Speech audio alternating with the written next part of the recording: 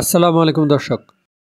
সোমবার 29শে সেপ্টেম্বর আন্তর্জাতিক অপরাধ ট্রাইব্যুনাল একে সাক্ষ্য প্রদান করেছেন মামলার ৫২ নম্বর সাক্ষ্য তদন্ত কর্মকর্তা মো আলমগীর। তিনি অব্যাহত রাখলেন তার প্রমাণ ও বিশ্লেষণ। তিনি আদালতে বলেন, পুলিশ সদর দপ্তর ধরা একটি ২১৫ পৃষ্ঠার প্রতিবেদন থেকে দেখা যায় যে শুধুমাত্র ঢাকায় ৯৫,৩১৩ রাউন্ড গুলি ছোড়া হয়েছিল এবং সারা দেশে মিলে ৩,৫,৩১১ রাউন্ড গুলি ছোড়া হয়েছিল।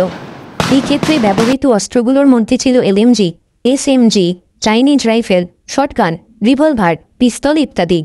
আলমগীর আরও যুক্ত করেছেন, তদন্তে সংগৃহীত আলামত ও সাক্ষ্য প্রমাণ যেমন পত্রপত্রিকা, ভিডিও ও অডিও ক্লিপ, প্রত্যক্ষদর্শী ও শহীদ পরিবারের সাক্ষ্য, আসামি স্বীকারোক্তি বিশ্লেষণ করে তিনি দাবি করেন তৎকালীন প্রধানমন্ত্রী শেখ হাসিনা, স্বরাষ্ট্রমন্ত্রী আসাদুজ্জামান খান কামাল এবং আইজিপি চৌধুরী আবদুল্লাহ আল মামুন এই তিনজন পরিকল্পিতভাবে মানবতাবিরোধী অপরাধ সংগঠিত করেছিলেন আন্দোলন দমনে।